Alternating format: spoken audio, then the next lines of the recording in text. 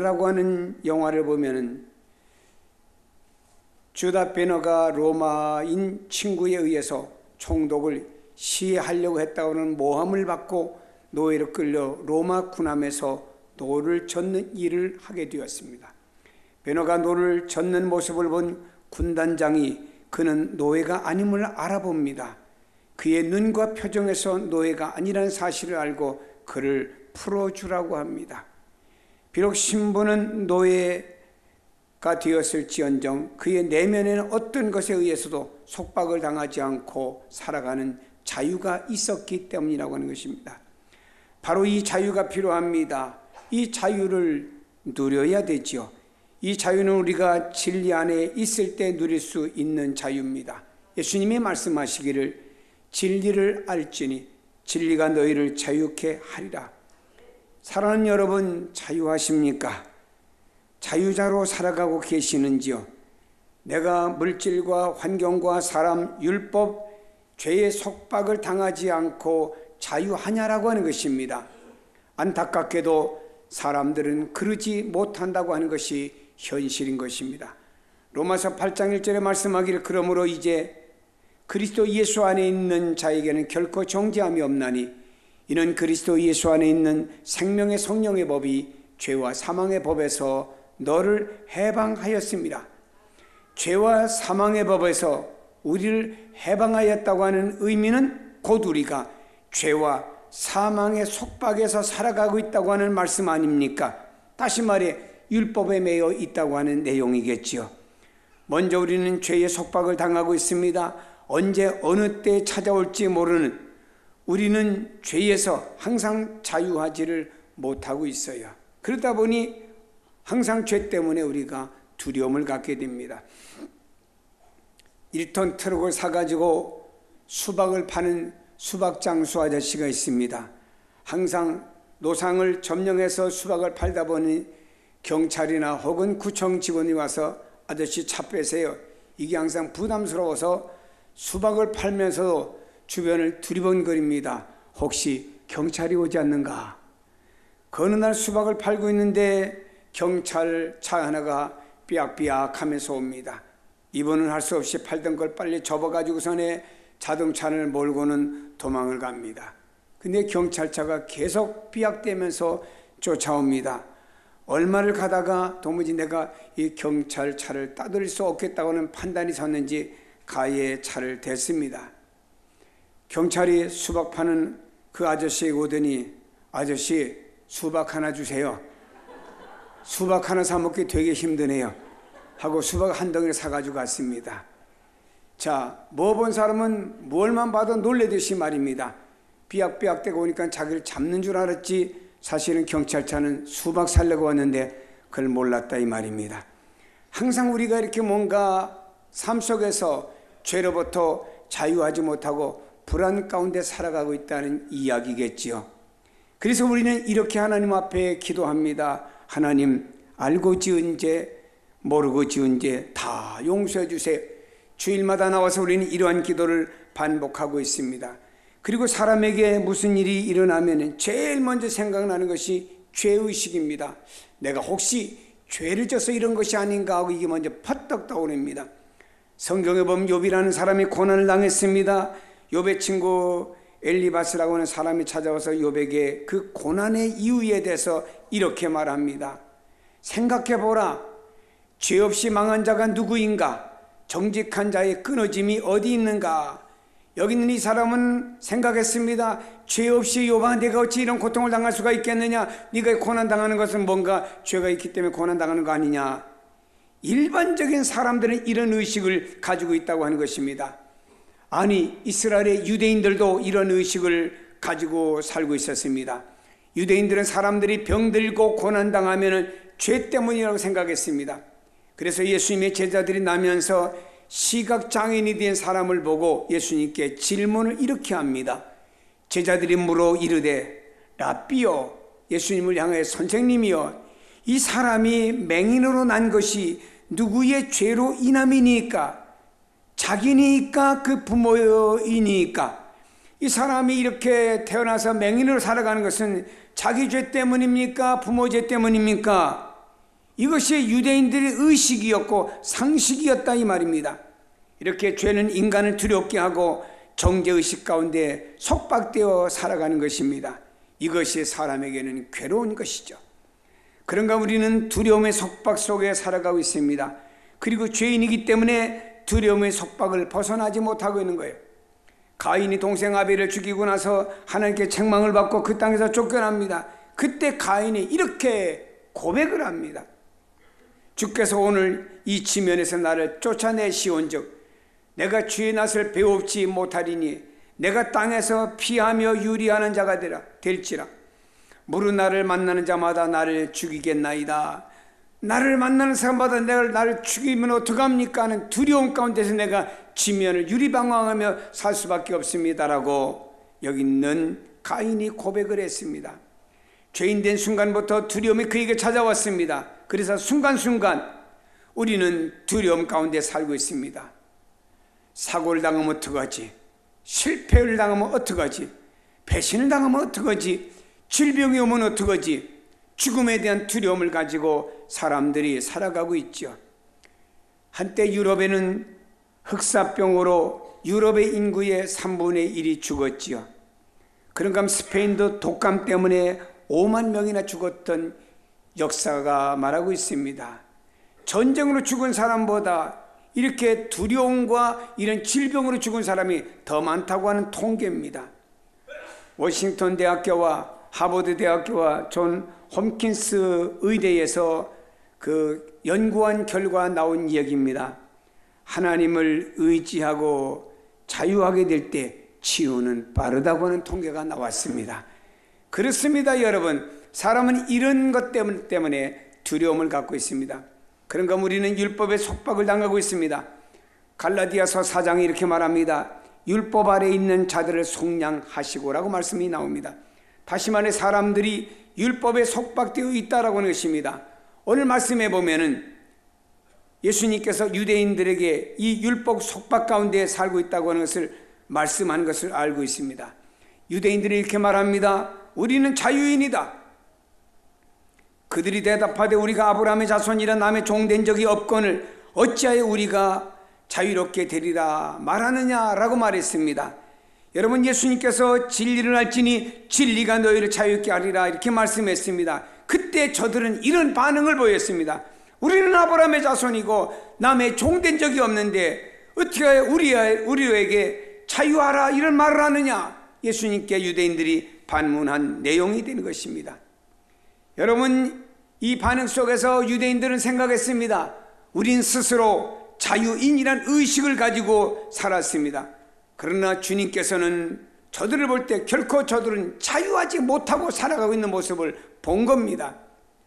율법과 죄와 두려움, 모든 굴레 속에 갇혀있는 그 유대인들의 모습을 보았기 때문에 주님께서는 너희가 진리 안에서 자유를 얻으라고 주님은 말씀을 선포했습니다. 우리나라를 보세요. 옛날에 어려웠던 시절이 있었습니다. 보릿고개니 뭐니 먹을 것이 없어서 자녀들을 갖다 남의 집에 식모로 머슴으로 보내며 입이라도 먹고 살아라. 월급은 고사하고 먹고만 살아라. 이래가면서 다른 집으로 보냈던 이런 시절이 있었습니다. 지금 그때보다도 문화나 모든 것이 살만한 나라가 되었습니다. 근데 역사가들은 말합니다. 왜 옛날보다 지금은 모든 사람들이 더 두려움 가운데 있냐면, 저희들이 초등학교 다닐 때 자그마한 야산을 하나 넘어 다녔습니다.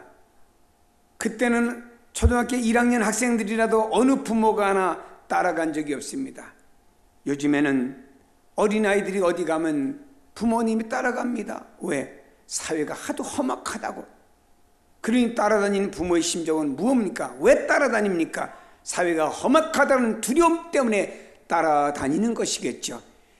지금은 옛날보다 살기는 좋아졌지만 이렇게 두려움 가운데 많은 사람들이 사로잡혀 있고, 두려움을 해결하지 못할 때는 자살이란 극단적인 방법까지 택하는 사람들까지도 있지요.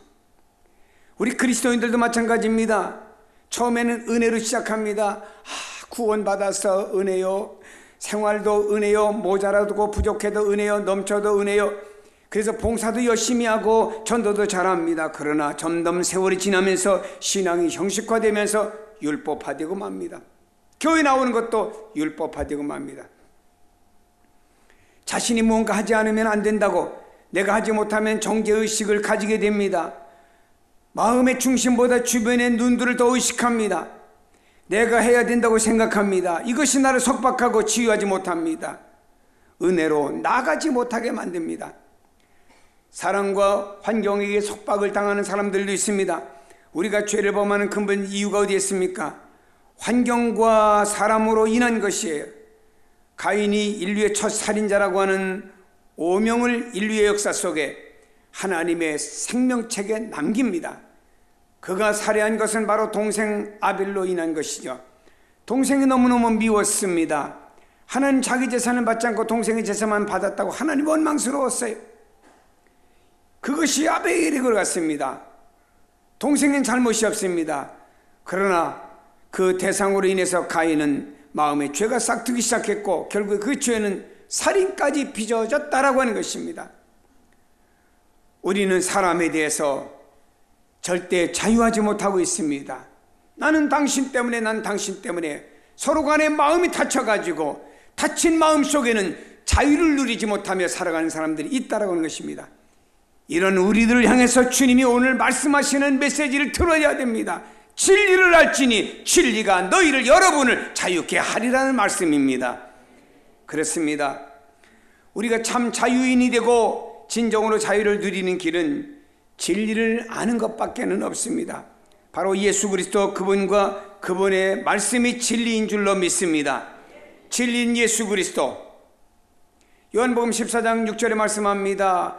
예수께서 이르시되 내가 곧 길이요 진리요 생명이라고 말씀하셨습니다. 오늘 36절에도 말씀합니다. 그러므로 아들이 너희를 자유롭게 하면, 예수가 너희를 자유롭게 하면 너희가 참으로 자유하리라. 이 진리가 우리로 하여금 자유를 만들어 주시기 위해서 이 땅에 오셨습니다. 그리고 갈라디아 5장에 말씀합니다. 그리스도께서 우리를 자유롭게 하려고 자유를 주셨으니 그러므로 굳건하게 서서 다시는 종의 멍에를 매지 말라고. 그리스도가 이 땅에 오신 것은 우리를 자유를 주시려고 오셨다고 말씀하고 있습니다. 사도 바울은 이 사실을 깨달았습니다. 율법 아래 죄알이 있던 바울은 그 안에 만족이 없었습니다. 율법을 철저하게 지키고 율법에는 말입니다 열심당원이었지만 그에게는 마음의 자유가 없었습니다. 이랬던 바울이 예수 그리스도, 진리인 예수 그리스도를 만남으로 말미암아 그분 안에서 참 자유를 누리게 되었고, 그분은 우리에게 자유를 주기 이 땅에 오셨구나 라는 사실을 알고 깨닫게 된 사람이 바울이었습니다. 그래서 바울이 이렇게 고백합니다. 그리스도께서 우리를 자유롭게 하려고 자유를 주셨으니 그러므로 굳건하게 서서 다시는 종의 멍에를 매지 말아라 라고 말씀합니다. 그리고 그는 자유의 삶을 바울은 살았습니다. 자유인으로 복음을 증거하기 위해서 세상을 향해 나갔던 것이에요. 예수 그리스도께서 나를 대신하여 십자가에 죽으셨습니다. 나의 죄를 대신해서 십자가를 지셨어요. 우리의 모든 두려움과 염려와 죄의 속박을 다 짊어지시고 주님은 십자가에서 다 이루었다 말씀하셨습니다. 이것을 분명히 바울은 알았습니다. 알되 희미하게 알지 않았습니다. 분명하게 알았습니다. 그리고 나서 바울은 확실히 믿었습니다. 의지했습니다. 그 안에서 바울은 자유를 누리고 살았습니다. 요즘 우리나라의 인구가 3천만 명 되는 사람이 스마트폰을 사용한답니다. 그런데 이 스마트폰을 제대로 사용하는 사람이 많지 않답니다. 연령대가 높을수록 단지 전화 기능만 사용한대요. 근데 연세가 높은 분들은요, 이걸 잘 모르니까 슬쩍 스치면요, 다른 번호로 막 전화가 갑니다. 그게 받아갖고 왜 전화했어요? 나 전화 안 했는데? 이런 일이 일어납니다. 이런 분은 화를 내요. 왜 전화기를 복잡하게 만들어가지고 말이야, 왜 스치기만 해도 전화하게 만드냐고. 그런 분에게는 구형 전화기, 꽉꽉 누르는 전화기가 현실적으로 도움이 될 겁니다. 스마트폰은 말 그대로 인터넷을 필요한 통신 기능이 합해져서 그 안에 무궁무진하게 활용할 수 있는 기능들이 다 들어있는 것이죠. 이 기능을 알면 알수록 재미있게 유용하게 사용합니다. 그래서 젊은이들은 길 가면서 버스 안에서 지하철 안에서 그 기능을 늘 활용하는 것을 볼 수가 있죠. 그러나 이것을 제대로 알지 못하면 단지 그냥 불편하게 살아갈 수밖에 없는 것입니다. 아는 것은 힘이에요. 알 때는 스마트폰이 부담스럽거나 두렵지 않습니다. 알면은요, 재미와 편리와 함께 자유를 누리면서 만끽할 수가 있는 것이죠. 진리도 마찬가지입니다. 내가 주님을 알고 그분을 믿고 그분의 말씀을 확실히 안다고 하면 더 이상 우리는 두려워하거나 염려하거나 갈등하거나 부담스러워하지 않습니다.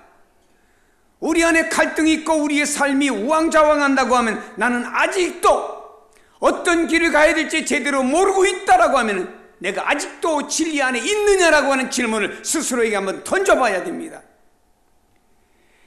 세상의 욕심은 계속 우리를 유혹합니다. 그리고 나는 진리에 대해서 희미합니다. 그렇다면 계속 우리는 유혹의 욕심을 따라서 갈등하고 방황하고 어렵고 힘든 길을 선택해야 됩니다. 진리에 대한 확신이 뚜렷하면 내 안에서 성령의 소욕이 육신의 소욕을 억눌러 이기는 역사가 일어나게 됩니다. 그렇지 않으면 내가 얻어맞습니다. 마치 권투하는 권투 선수를 보면요, 확신이 없으면 대부분의 한 대 때리고 나서 6대를 얻어 터진대요. 이 사람은 덜 준비된 권투 선수입니다. 그러나 준비된 선수는요, 상대방을 이깁니다.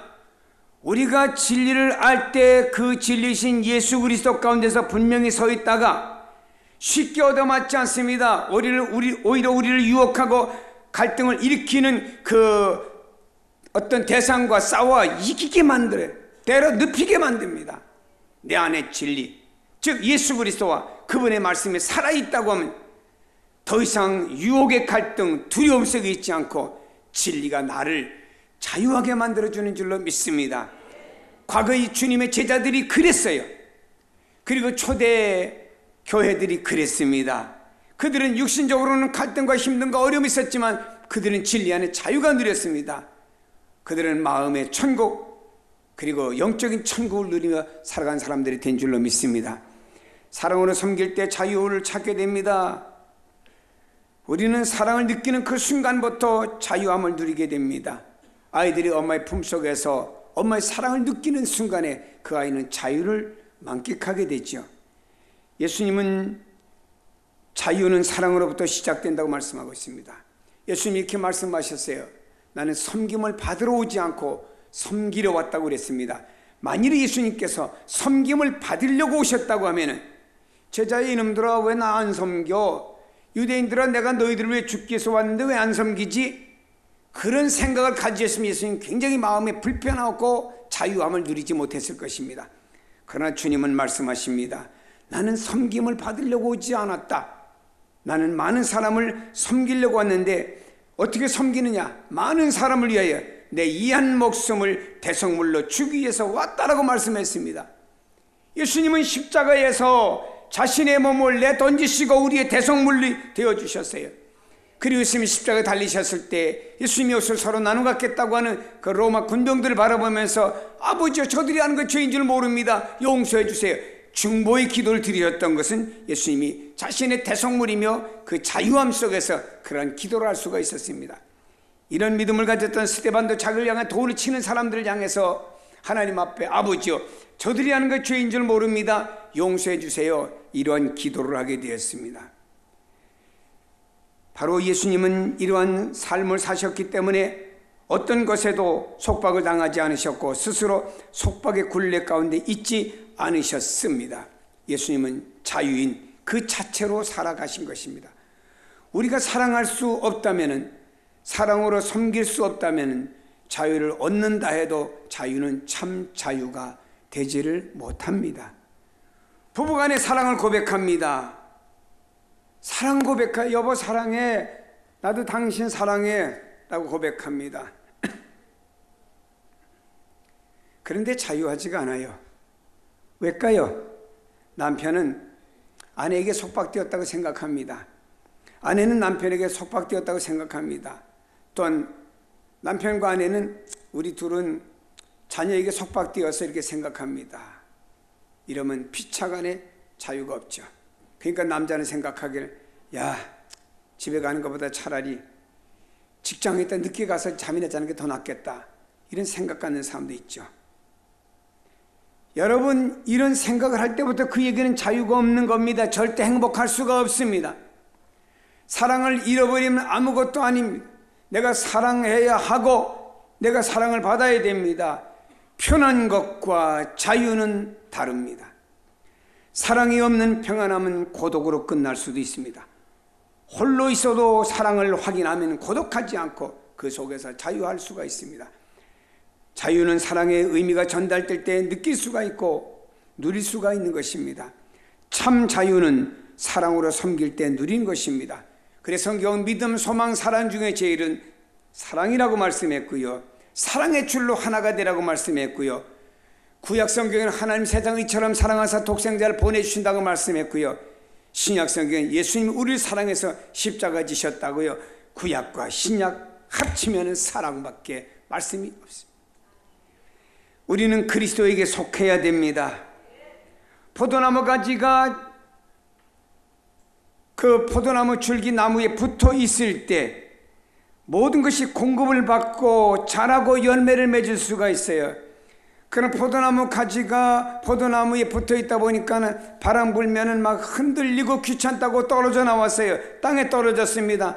이제 바람도 불지 않고 땅에 떨어져 나는 행복하다고 생각했는데 시간이 지남에 따라 점차적으로 그 나무 가지는 말라버리게 되고 결국엔 죽고 마는 것이죠. 그리스도 안의 자유는 바로 이런 것의 원리입니다. 소속의 자유예요. 우리는 소속의 자유입니다. 내가 주님께 온전히 소속될 때, 내가 당신께 속해 있음을 인정할 때 거기서 자유함을 누릴 수가 있습니다. 하나님께서 우리를 그렇게 지으셨기 때문입니다. 위대하시고 원대하신 하나님이 어떤 분이신지 우리는 알고 그분께 우리 자신을 맡깁니다. 그분 안에서 우리가 살아가요. 그럼 오히려 거기에 자유가 있는 겁니다. 종교개혁자 가운데 한 사람이었던 존 낙스라고 하는 사람의 비문에는 이렇게 새겨져 있습니다. 사람을 두려워하지 않고 오직 하나님만 두려워하는 사람이 여기에 잠들다. 이 비문에서 그는 무한한 자유를 느낀 사람으로 우리에게 메시지를 던져주고 있습니다. 그렇게 자유할 수 있었던 것은 진리 안에 있었기 때문입니다. 여러분, 왜 자꾸 진리에서 벗어나려고 합니까? 그리고 내가 내 인생을 헤엄치려고 하고 내가 내 모든 삶을 헤엄치려고 하는데 헤엄이 잘 쳐집니까? 막 헤엄치다 보니 결국 지쳐가지고 누가 내가 주저앉고 말잖아요.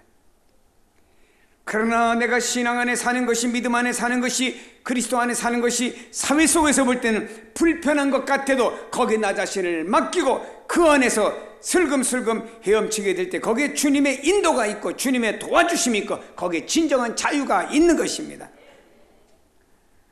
물고기가 자유할 수 있는 길은 물속에 있어야 됩니다. 어항이라고 하는 물속이 좁다고 그곳에서 나오면 파딱파딱 하다가 죽어버리고 맙니다. 그 어항 속에 있을 때 물고기가 자유함이 있는 것입니다. 우리는 피조물된 자로 모든 시간과 공간과 제도 속에 속해 있습니다. 그러나 우리는 하나님께 속해 있다고 하는 사실, 나는 그리스도 안에 있다고 하는 사실, 그래서 바울이 제일 많이 사용한 단어가 인 그리스도, 난 그리스도 안에 있다고 하는 말을 바울은 제일 많이 사용했고, 바울은 난 그리스도 안에 있기 때문에 환경은 어떠하든지 간에 자유가 있고 행복이 있다고 고백하고 있고, 난 그리스도 안에 있기 때문에 내 안에는 마음에 천국이 이루어졌다고 믿고 살아가는 사람이 바울이었습니다. 그렇습니다. 여러분은 자유가 있어요. 가정에도 자유가 있고 삶 속에 자유가 있습니다. 근데 왠지 우리 마음속에 뭔가 속박되고 있어요. 참 짜증난다, 두렵다, 뭔가 우리 속박 속에 있습니다. 벗어나세요. 자유를 누리세요. 미국 독립선언문 가운데 일부가 이런 말이 있습니다. 모든 인간은 아무도 박탈할 수 없는 생명, 자유 및 행복을 추구할 수 있는 권리가 하나님으로부터 부여받았음을 믿는 것이다. 영국에 의해서 미국이라는 나라가 156년 동안 통제하에 있을 때 미국 사람들은 하나님으로부터 부여받은 인간의 권리를 회복하고자 독립을 선언했습니다. 그 당시에 독립혁명의 지도자 중에 한 사람이었던 패트릭 헨리라는 사람은 유명한 말을 하나 남겼습니다. 자유가 아니면 죽음을 달라.